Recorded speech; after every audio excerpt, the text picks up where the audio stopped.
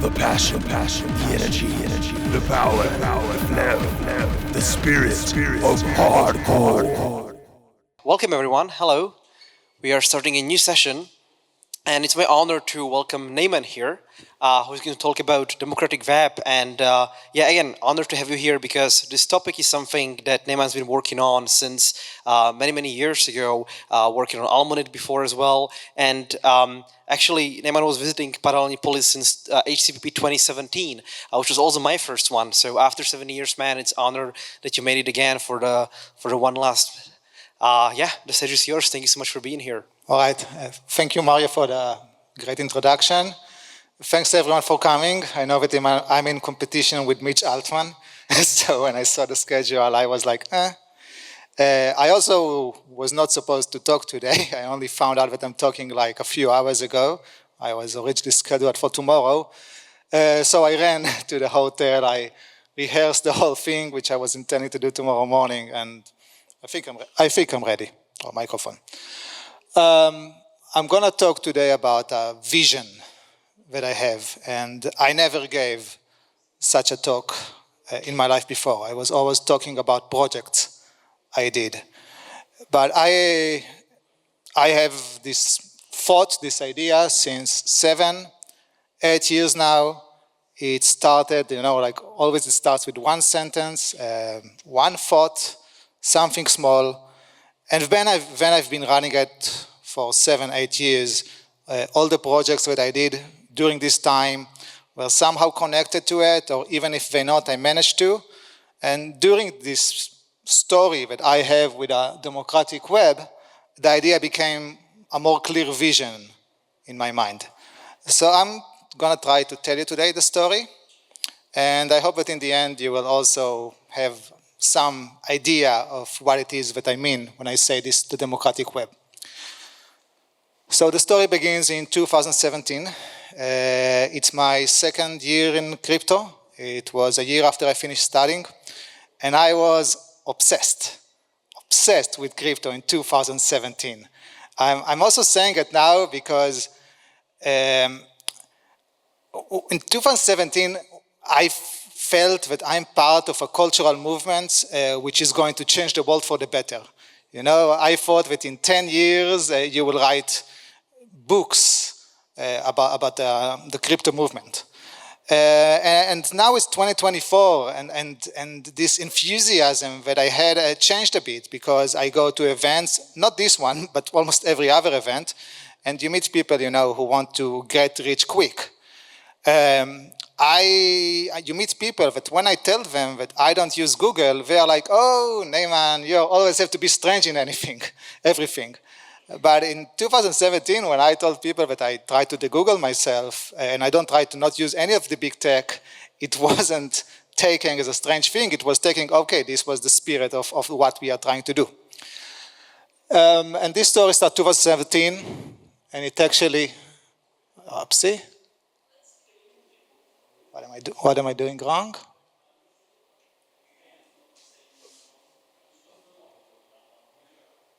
One second. Yeah? No, that's okay. It starts here, and I hope it would work after. We'll see.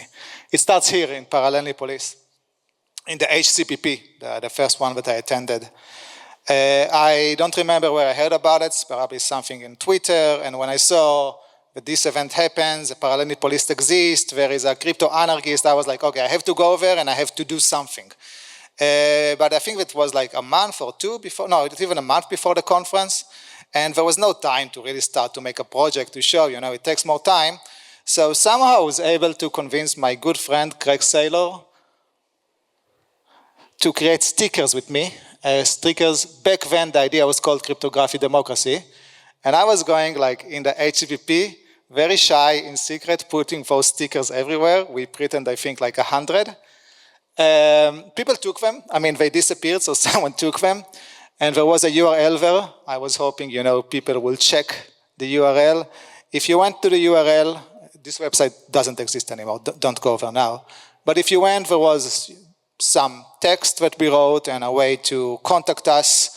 It spoke about all kinds of stuff like DAOs and also distributed states which I guess is kind of connected to the democratic web that I'm going to speak about today. And I thought about this thing, about this cryptographic democracy and all those stuff, because it was shortly after I finished to study. And I think, like many people here, I grew up in the internet. I was always like in the alternative world, in the underground world of the internet. But when I went to study, and for almost, 6-7 years, I was focusing in the books. I was doing like a graduate school, and it was intensive, it was hard, I read papers all the time. I mean, I was still doing stuff online, but I didn't follow like the zeitgeist, like what's going on the internet. And then when I finished study, when I graduated and I started to jump deep inside the internet again, suddenly the internet felt like a dark alley.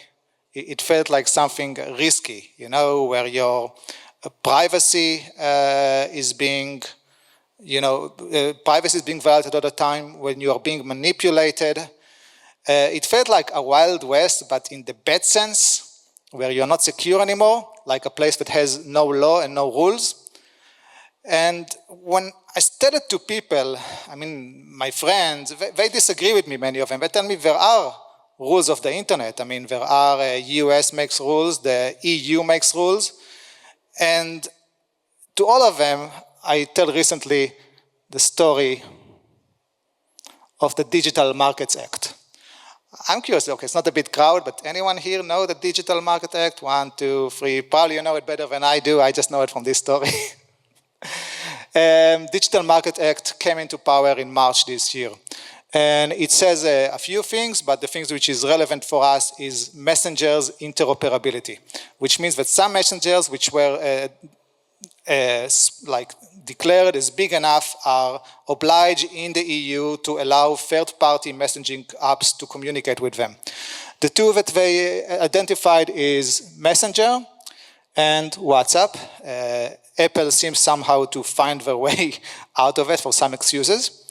And from 7th of March, those messages, like those apps, must give other messengers the ability to communicate with them. And WhatsApp seems to take it seriously, and they published some kind of guidelines for third-party apps, how to do that. I unfortunately use WhatsApp because my mom uses WhatsApp and she's too old to switch for anything else. And many of my friends, I mean, it's very difficult for me not to use WhatsApp and have normal life and like do all the responsibility that I need to do as an adult. My favorite messaging app, however, is Matrix.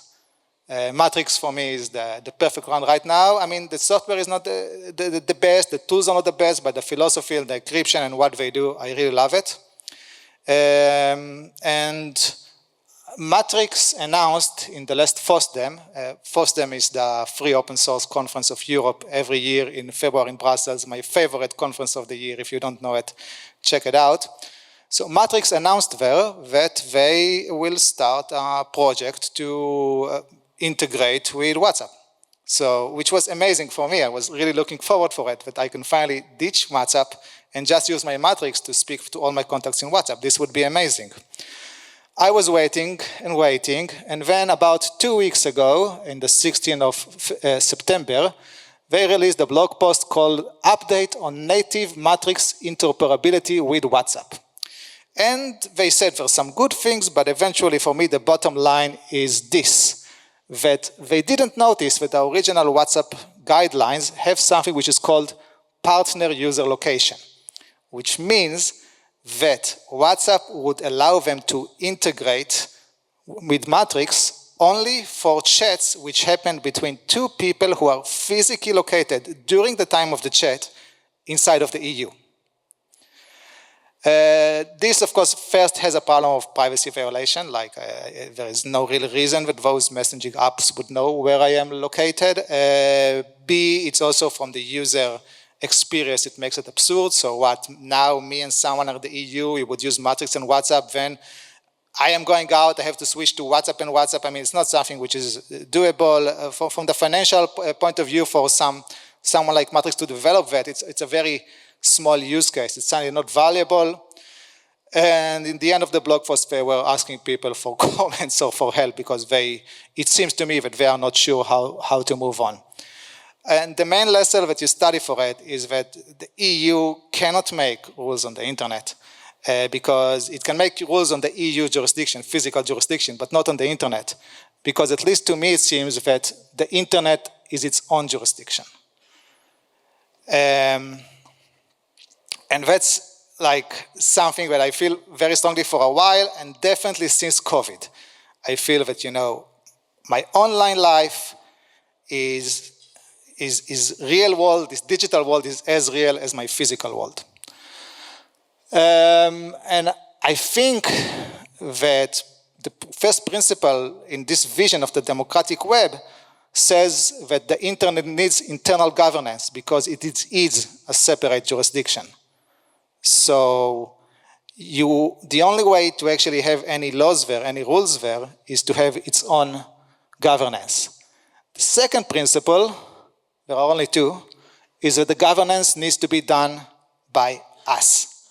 Yeah?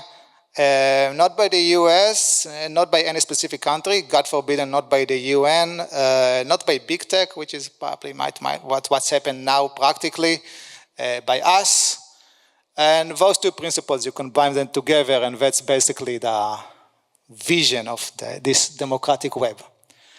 So now at this stage, if you're following, I hope you know what I mean, like why I want such a thing. But there is no way that you can actually imagine how it would work. Yeah, I mean, how would such a web with where it's governed by the users will be different? How it will be safer? Why would people participate in the voting? Why would people, you know, actually do the governance? Where is the funding from? How do you actually do that? We all know that, you know, online voting is something that I don't really want for a physical state, but here this is what you will have, and many other questions. And I can't answer all of them, A, because it's a short talk, B, because it's still incomplete vision. It's not a manual how to build it, it's something we're supposed to put you on a path. But I will try to answer 3 questions that I encountered during my story with this thing, which is what to govern, you know, what is this internet that we have to govern, who governs it, I mean, what do I mean when I say we, and how to govern, you know, practically. First one, what to govern. Let's start. I mean, actually, you know what, let me tell you the story of the .eth web. So, we jump 2 years forward in time from the HCPP in 2017. It's 2019, and I have a very good friend that I met at this time. His name is Pepesha. And me and Pepesha, every time that we were in the same physical place, we met in a coffee and we did research together. Yeah. We were, you know, reading research paper, we were doing research, we were coming up with ideas and implementing them. It's so difficult, it's so rare for me to meet someone. I mean, there are lots of people that I meet who can discuss with me and argue and stuff, but it's so rare to meet someone who actually in real time comes up with ideas, thinks in the same way and speed, in harmony with how I think, and sits afterwards to implement it in real time. This was a really good period of meetings. And now we are both a bit older and more busy, so it happens much less often. But in one of those meetings, when I was working on the computer doing something, he was playing around and suddenly he tells me, look, it works. And I'm like, what works? And he's saying, the website. And the website that he showed me was an ENS plus IPFS website. ENS, people here know what it is. Again, if you don't know, raise your hand. Let's do it the other way. And IPFS, you don't know, that's good. And IPFS? You know all, because you're a genius. Yeah, ENS is the Ethereum name system. You don't need to know what it is, but it's a blockchain name system and it's a peer-to-peer based. The whole protocol is peer-to-peer based. IPFS is a peer-to-peer storage. I mean, I think it's a more modern version of BitTorrent. I can speak of each of those for a long time, but I think for our cause, just enough to know the peer-to-peer part, because basically when I say ENS plus IPFS website, I mean a peer-to-peer website. Yeah? peer-to-peer website was a topic that I love since many years. You know, there is Freenet. I think it's the first one that was ever, which was a revolutionary project. And then there was ZeroNet, other stuff in between, which were less popular. But all of them were something which is a bit difficult to use. Like you have to install something. While the ENS and IPFS, all you had to do is to have a browser extension and boom, it works. And this made it much more approachable. It was also called the .eth web, or at least we call it the .eth web, because all the website ending is .eth. And it just sounds better than ENS plus IPFS. So we took, or at least I took, the .eth web quite seriously, because it was obvious to me from the beginning that peer-to-peer website and democratic web is like, you know, a match made in heaven. Peer-to-peer website means people do stuff together. Democracy means people do stuff together. I didn't know exactly how and what's the connection, but I felt that there is.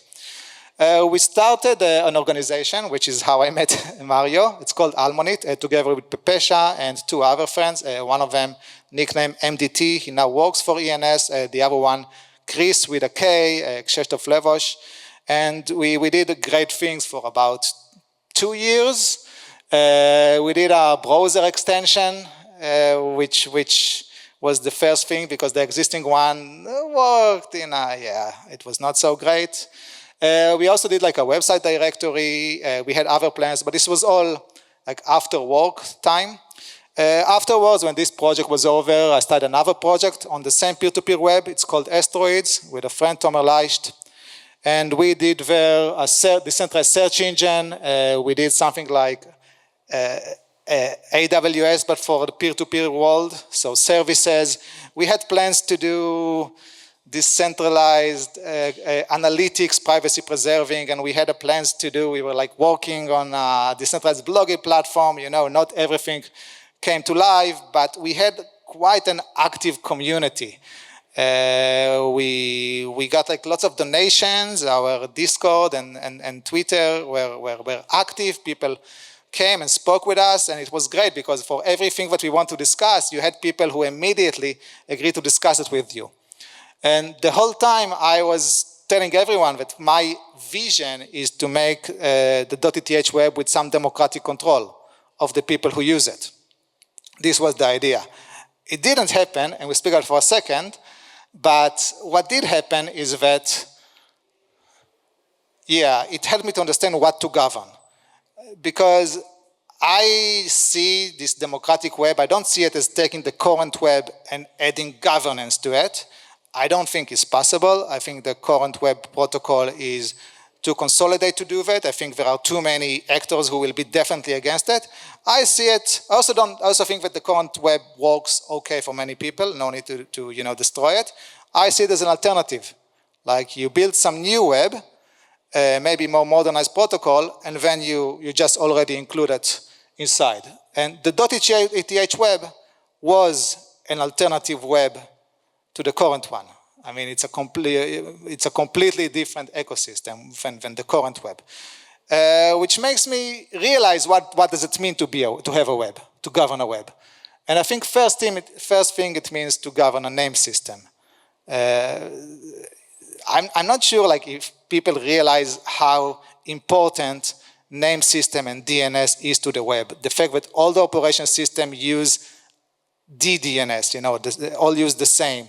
It pushes all the companies to use it. If you have governing over a name system, you already have a big power to make decisions for the web. And the second part, of course, so the name system for ENS, there is also IPFS, which means the web protocol. So to govern the web protocol itself, I don't mean only stuff like, which standards is being adopted to make sure that it's all benefit not only the companies, but also the people.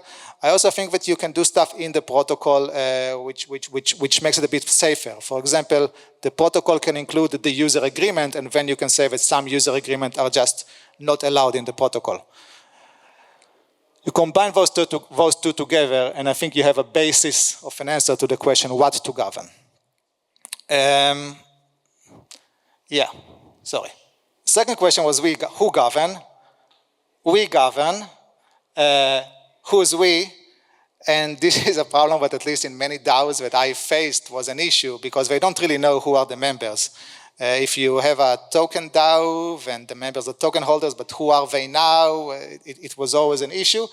And also I think that like some very often communities in the internet, it's not well defined who is the member of the community, who can make decisions, which is fine for most things, but if you want to have a democratic web, then it needs to be better defined. So one thing that you need is naturalization process. Something that, you know, says this human is a member with a voting right.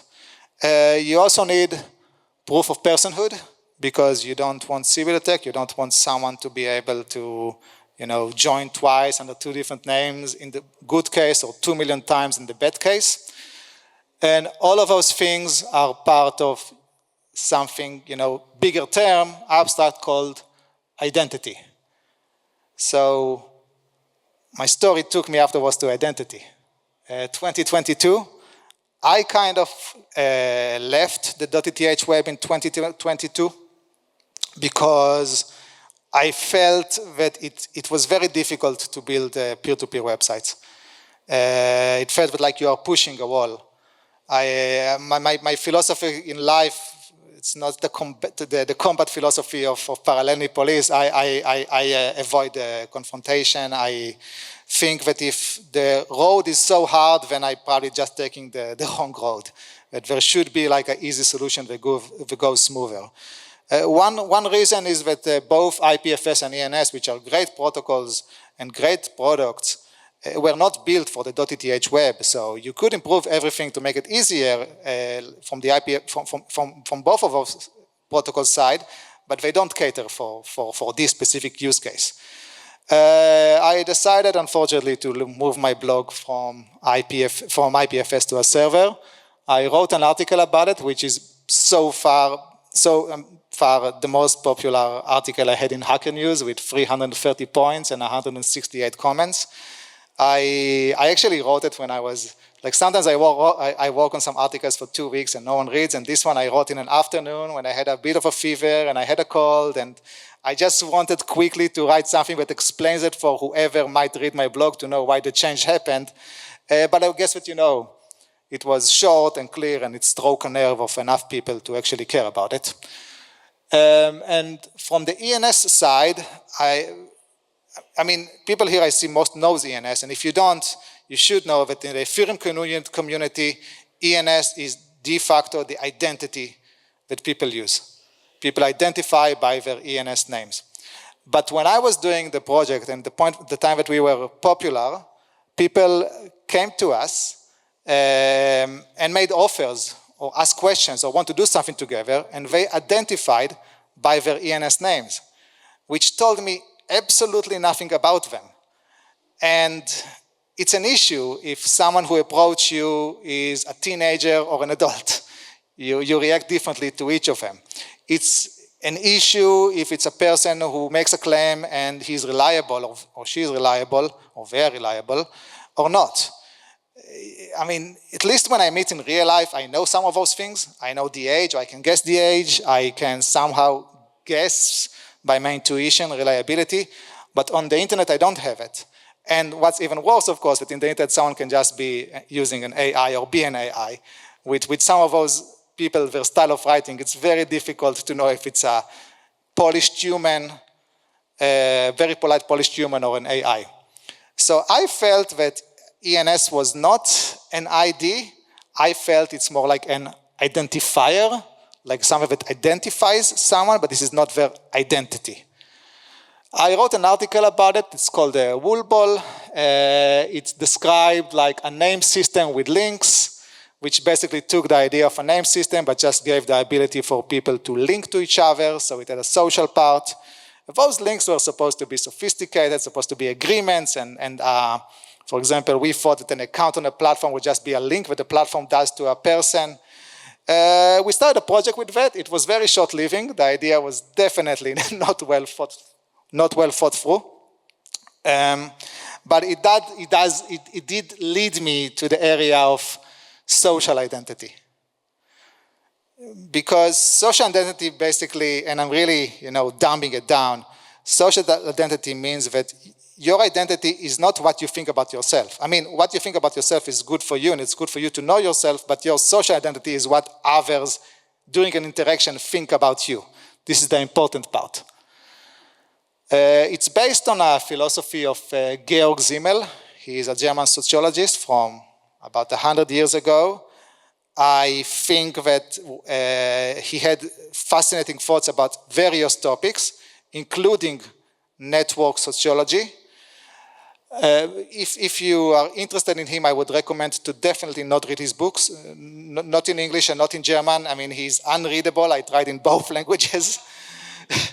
But it's better, it's easier and better and more interesting to read summarize of his book or stuff that people wrote about his knowledge. He said interesting things, and then he really made an effort to no one to read it. One of the things that he said about identity was a difference between village identity. I really like asterisks. In a village identity, the social identity is basically one. You have one social circle, and you are known as this, and everyone knows you in the same way. You are the son of someone, or you are the baker, or stuff like this. Your social identity is one.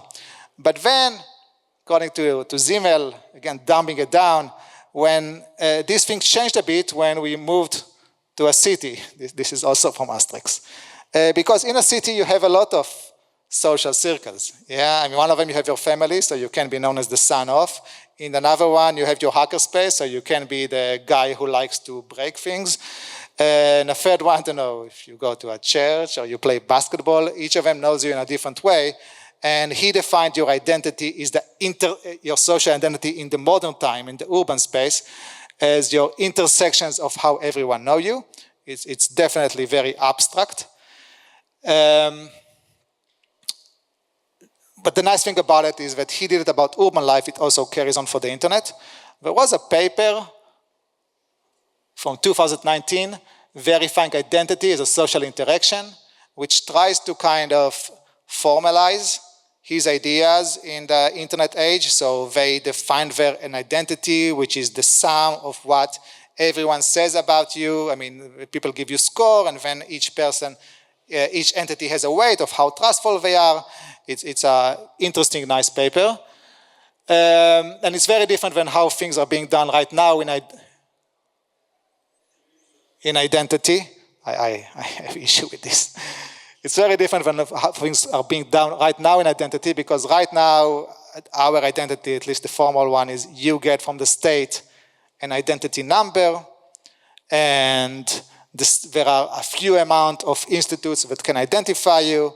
And we had during this session the topic of visa and citizenship and stuff. And I've been living I've been living off visas and applying for citizenship since 15 years.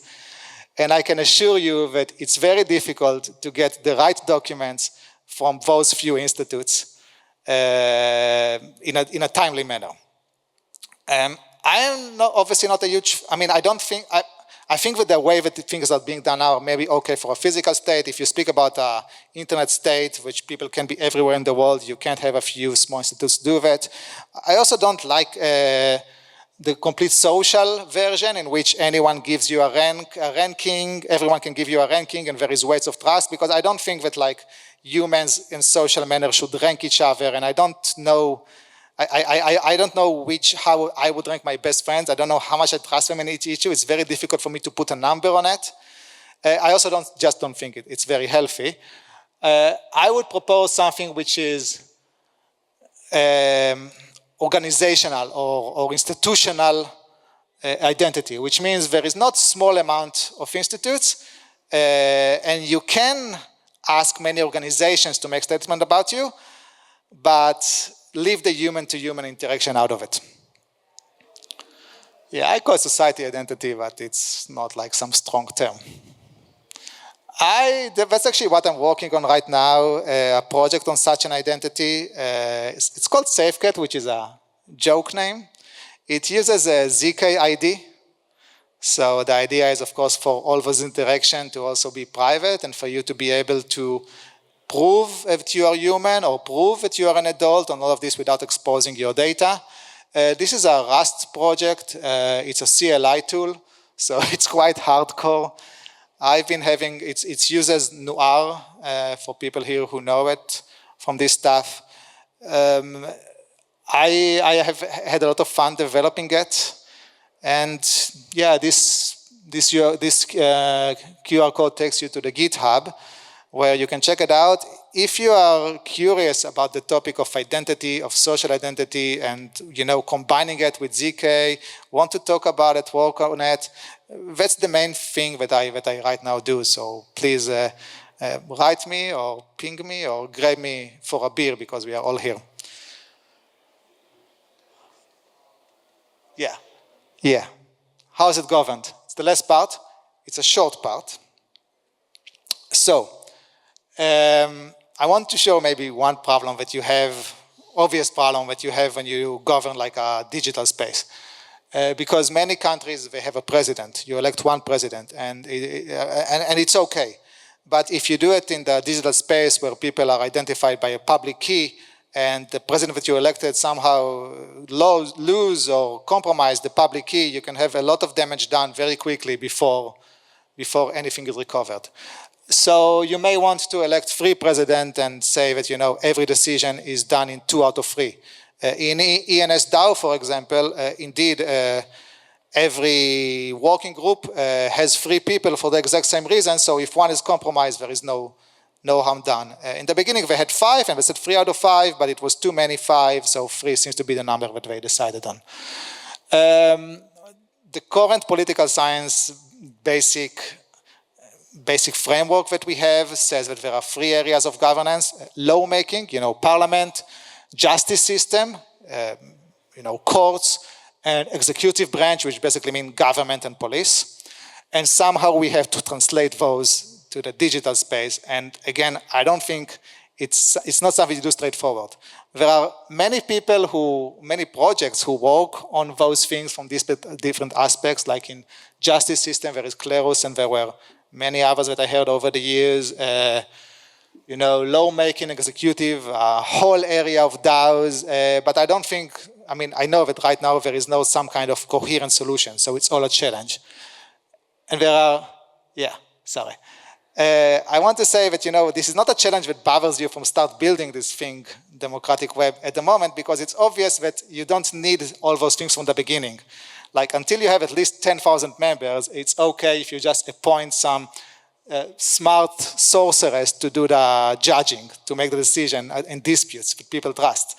It's okay if you take like a benevolent alien dictator. I really had fun making it. to do the governing until at least you have a big number of people, because as long as it's a small hobby project experiment, people can vote out and no harm is done, opt out and no harm is done. Afterwards, you're going to have challenges, which you should, at least some of them, just study from experience of doing what is the right way to do. I said digital 3 branches of governance. I wrote here the United Web because I think if you want to do a democratic web, I'm not sure if it should be one. Like, I'm not a fan of world governance. If you have a dictator in the world governance, it's a disaster. You should have balance. So maybe you want a lot of webs that sometimes together create a united web. Maybe you want to use liquid democracy for voting, so people can change their vote in a continuous way, not every 4 or 5 years. Which election system you will do? Which penalties exist in a space that it's a digital space? You're not going to arrest someone, thank God. So which penalties you have? How do you execute them? Is it automatic? Or you need to have a human involved? I always say that automation is heartless, but that's me. How do you finance? What are the finance? How do you get people to vote? Why would anyone care? And why would most people care? Because if you have only 10% care, and I don't know, it's not a huge success. And how do you get people, to participate? Why would anybody want to be a lawmaker in the parliament of those things? Those are all huge questions which a vision should not answer. And even the projects that I did so far, we did experiments, we don't have a conclusive answer. I opened a forum, actually this morning. It's called the United Web Forum. It's absolutely empty. I thought that the talk is going to be tomorrow, so I have some time to write introductory thread and stuff, but I didn't. It's an old school forum because I think that still for intellectual slow discussion of a small community, I'm still a member of some forums where it goes well. Please join if you want. Right now start as a classic web, maybe in the later it would be of something else. And yeah, this is the talk, so thank you. This is a picture of my avatar dressed as a hacker that a friend of mine did when I told him that I'm going to give this lecture. Awesome. Thank you so much, Neiman. Thanks a lot for your talk. It's lovely. Yeah, amazing. I'll make sure to check out the SafeCat. Thanks for sharing all of that. Folks, we have time for questions, if there are any. Anyone? Otherwise, we have a couple more minutes. Yeah.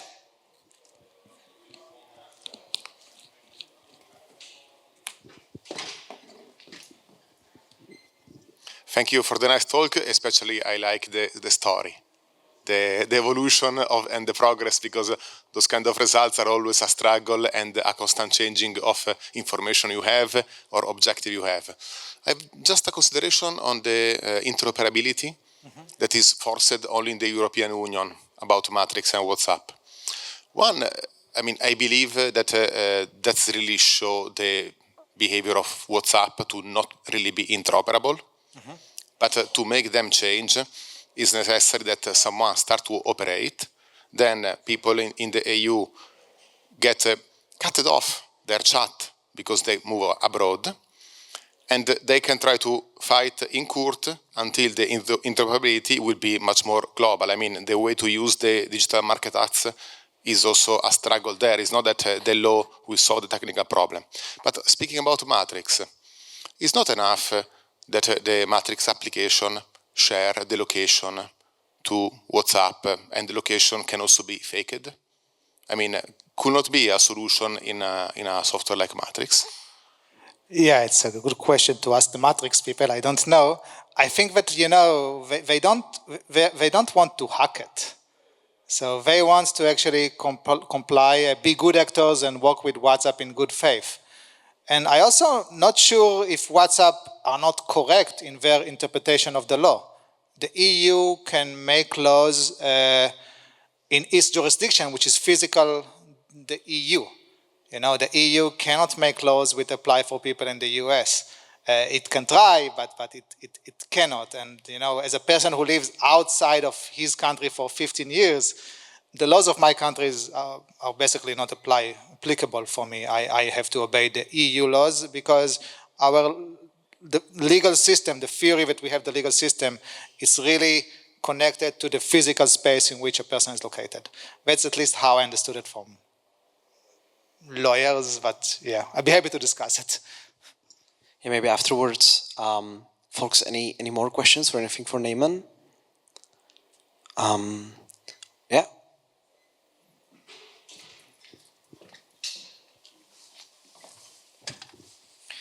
I've got a question about decentralized identity. I've been following that topic on and off, and it seems like there's always some kind of project that's or multiple projects, working from, from Microsoft to some small hacker to a foundation to whatever. And it seems so far, at least I haven't seen one that's been successful in being used or are at least implemented in a way that would give it enough potential to be used. What is your take on where we're at with this right now? And are there any projects that you think are oh, those people are doing well and maybe it's going to work, or are you more pessimistic? Yeah, you are absolutely right. I think that one issue that was going all over the years with decentralized identity was that of privacy. And I think that the latest development in ZK enables new things. And there is one project of, I think, called 0x Park. That's the organization. I think the project, I don't want to say the name of the project because I also think that I confused the name in my head with another project, but 0x Park, it's a, I think, NGO. You know the name of their passport software? I know Zupass. Yeah, they do Zupass or they do something else? I'm not sure if I know Zupass. I'm not sure if 0x Park is doing it. Yeah, so Zupass and 0x Park, they both have really nice approach for decentralized identity. It's, all of those projects, they seem to cater for people who are not me. It's really web. It's really oriented for the crowd who use web and smartphones and all the stuff which I try to avoid because of privacy reasons. But at least from the theory point of view, that's right now one that I like. There's actually one project that integrated with Zupass made by the Privacy Scaling Exploration, PSE.